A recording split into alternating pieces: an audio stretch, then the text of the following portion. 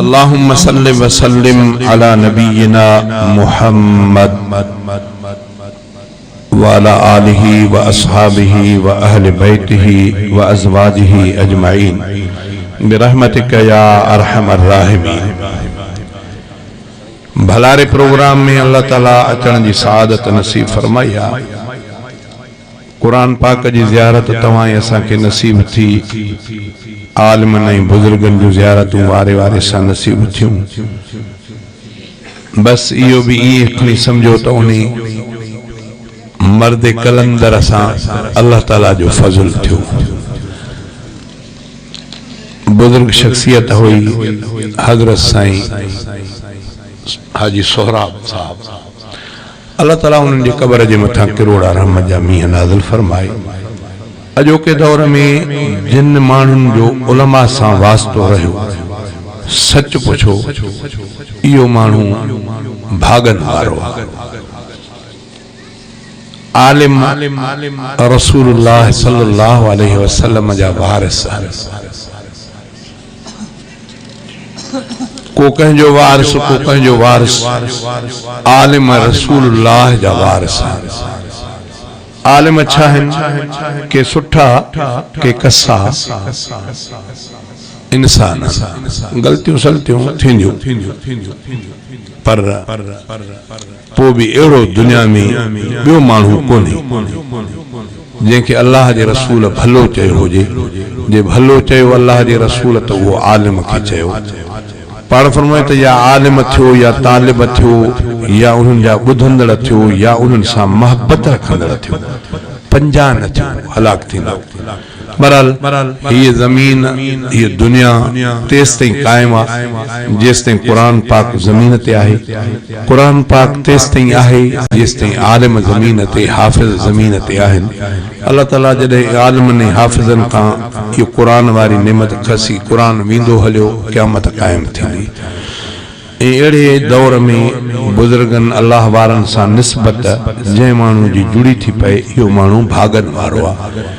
अड़न माण्हुनि मां असांजो मोहतरम साईं वॾड़ो हज़रत साईं हाजी सोहराब साहब, अल्लाह ताला उनखे भी इहा सआदत नसीब फरमाई।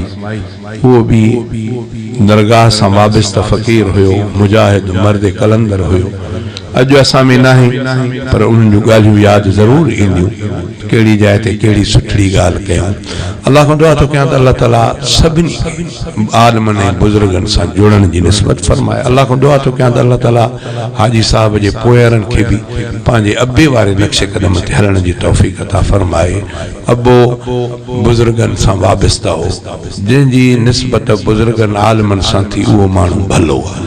अल्लाह जे रसूल उहे फरमायो त तव्हां में भलो उहो आहे जेको क़ुरान पाक पढ़े थो, ॿियनि खे पढ़ाए थो।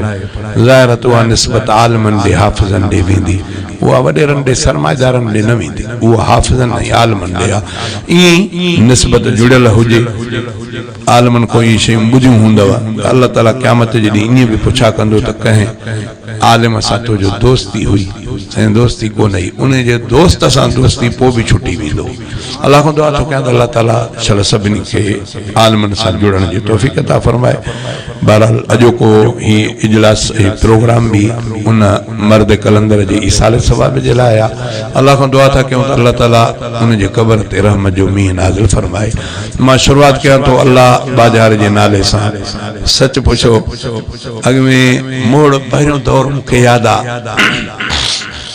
असां वटि शाइर नौजवान न साईं चांडियो साहब रहमतुल्लाह अलैह, मौलाना नूरुद्दीन मसरूर अञा मुंहिंजी शुरुआत हुई तो उहे वफ़ात करे विया।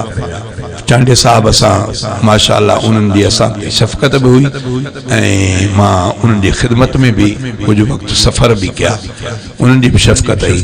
ॿिया मौलाना सनाउल्लाह जतोई साहब, पर हू पाण भी मुबल्लिग हुया। बहरहाल उन्हनि जो भी सायो रहियो। ईअं तमामु शाइर भी घटि त नातख़्वान भी घटि। पोइ जीअं जीअं चवंदा न त आम चवणी आहे त मौलाना मेखे साहब खां पोइ वाइज़ सवलो थी पियो। मेखो साहब जॾहिं वाइज़ में शुरू थियो न, पोइ नंढो वॾो ॼण त वाइज़ ई थी पियो, माना वाइज़ जो दगु खुलियो। ईअं इहो बि एज़ाज़ आहे त अल्लाह ताला मूंखे इन लाइन ते आंदो त ॼण नंढा वॾा नातख़्वान थी विया। नात ख़वानी सां गॾु वरी शाइर बि थी विया। वो मूंखे यादि आहे त पहिरियों जॾहिं शुरूआती मुंहिंजी मौलाना सनाउल्लाह साहब बि वॾो हुया वॾा, पोइ कॾहिं कॾहिं नाराज़ बि थी पवंदा, शेर ॾियण वठण में बि वांदा बि कोन। पोइ जॾहिं सैयद रफ़ीक अहमद शाह अमरोटी इन लाइन ते आयो त पोइ मां ईअं सम्झंदो हुउसि त हाणे असां इन फन में ख़ुदि कफ़ील थी पिया आहियूं। माना नौजवान शाइर भी मिली वियो, मुंहिंजी भी जवानी। पोइ मोटरसाइकिल ते पोइ 100 किलोमीटर हलिया वञूं त परवाह बि न हूंदी, पिया ॻाईंदा ठाहींदा ॻाईंदा वधासीं, है न। अल्लाह जो फज़ल इहो थियो जो अॼु वरी तमामु घणा शाइर इस्लाम बि थिया। उन्हनि में असांजो ही मर्द कलंदर साईं सैफुल्लाह हाले जवी, अल्लाह ताला संदन उमिर इज़्ज़त में बरकत फरमाए। माशाअल्लाह इहा बि उन्हनि लड़ीअ जी हिकिड़ो दाणो आहे। अल्लाह ताला खां दुआ आहे त अल्लाह ताला शला इन्हनि जी बि हिफ़ाज़त फरमाए। सच पुछो त मूंखे बेइंतिहा ख़ुशी आहे साईं सैफुल्लाह जो इन मैदान ते अचणु। पाण बि मर्द कलंदर आहे, असांखे बि अहिड़नि माण्हुनि जी ज़रूरत आहे। शुरूआत उन्हनि जे शेर सां कयां थो, थोरो तवजो। बोल ॾाढा प्यारा ई मिठा, बोल इहे आहिनि त घुरंदड़ घणा दुनिया में, घुरंदड़ घणा दुनिया में।